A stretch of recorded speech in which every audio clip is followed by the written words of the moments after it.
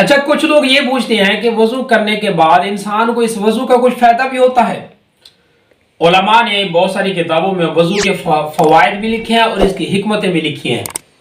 اور مختلف نمبروں کے میں صورت میں لکھی ہیں، لیکن چند ایک اس کے جو فوائد ہیں وہ آپ کو میں بتا دیتا ہوں۔ نمبر ایک،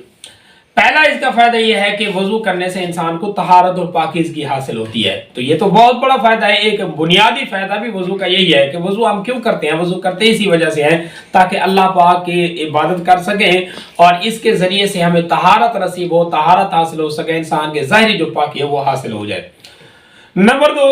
اس وضو کرنے سے انسان کے ظاہری اور باطنی گناہ جو ہوتے ہیں نا وہ جھڑ جاتے ہیں۔ یعنی وضو کا جب ہم کرتے ہیں، وضو کرنے کے ایک فائدہ اس کا یہ بھی ہے کہ جس طرح ہم ظاہری طور پر آزاد ہو رہے ہوتے ہیں، اسی طرح ہمارے اندر کے جو اس اعضاء کے جو گناہ ہوتے ہیں نا وہ بھی جھڑ رہے ہوتے ہیں۔ اور وضو کا تیسرا فائدہ یہ ہے کہ وضو سے انسان کی غفلت جو ہوتی ہے نا یہ دور ہوتی ہے، یعنی ترک غفلت کا جو مسئلہ ہے نا وہ اس سے حل ہوتا ہے۔ بس اوقات انسان سستی کا مارا، کائلی کا مارا بیٹھا ہوتا ہے، لیکن اگر یہ سست انسان بھی اگر اٹھ کے وضو کر لے، وضو کرنے کے بعد اللہ پاک کی طرف سے اس وضو کے برکت کے ذریعے سے انسان کے جسم میں، اس کے اعضاء میں ایسی طاقت اور ایسا ایک نور پیدا ہو جاتا ہے جس سے اس کی سستی جو ہوتی ہے وہ کاہلی سستی وہ ختم ہو جاتی ہے، چستی آ جاتی ہے، اس سے بڑا بھی کام کروا لے، لمبی لمبی باتیں بھی کرا لے، تب یہ انسان عبادتیں کر سکتا ہے۔ شاید اسی وجہ سے اللہ پاک نے ہر عبادت کے شروع میں، یہ بدنی عبادت کے شروع میں اللہ پاک نے کیا کر دیا ہے؟ یہ وضو لازم کر دیا ہے۔ اور وضو کی جو چوتھی حکمت یا چوتھا فائدہ ہے وہ یہ ہے کہ جیسے کہ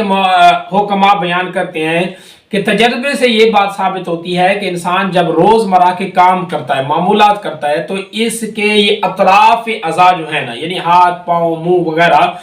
ان کے پسینے سے ایسے زہریلے مادے خارج ہوتے ہیں کہ اگر ان کو نہ دھویا جائے وقتی طور پر، زہریلے مادے اس کے جسم کے اوپر، اس کے جسم کی جلد کے اوپر اثر انداز ہو سکتے ہیں اور یہ پھیل بھی سکتے ہیں۔ اسی وجہ سے اللہ پاک نے ایک انسان کو 5 دفعہ وضو کرنے کا جو ایک موقع فراہم کیا ہے، اس کے ذریعے سے انسان کے وہ جو مادے، جو زہریلے مادے انسان کے اطراف سے خارج ہوتے ہیں وہ بھی دھل جاتے ہیں۔ تو اس کا ایک فائدہ یہ بھی ہو گیا۔ اور اس کا 5واں فائدہ یہ ہے کہ وضو کرنے سے انسان کے جسم میں، انسان کے اعضاء پر ایک نورانیت طاری ہو جاتی ہے۔ یعنی جب انسان 5 وقت کا نمازی ہوتا ہے اور 5 دفعہ وضو کرتا ہے کم و بیش، تو یہ انسان کے اعضاء جو ہوتے ہیں نا